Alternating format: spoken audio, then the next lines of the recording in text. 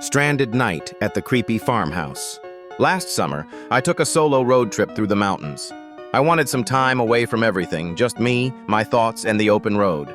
I was driving late one night when my car started sputtering and eventually died.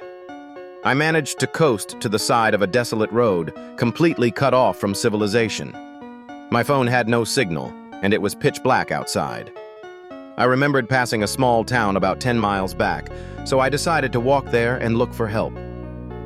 After what felt like hours of walking, I finally saw a faint glow of lights ahead.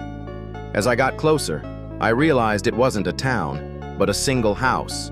It was an old, run-down farmhouse, but at that point, I didn't care. I just needed a phone. I knocked on the door, and after a moment, a middle-aged woman answered. She looked startled to see me, but eventually invited me in. The inside of the house was even more decrepit than the outside.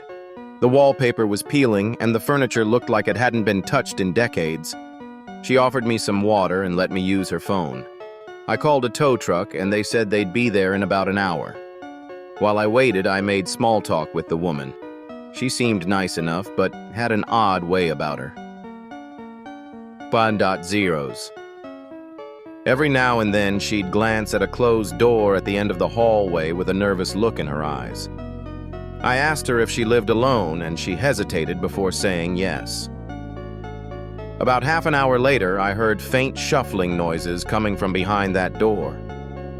I asked her if she was sure she was alone. She laughed nervously and assured me it was just the house settling, but her eyes told a different story.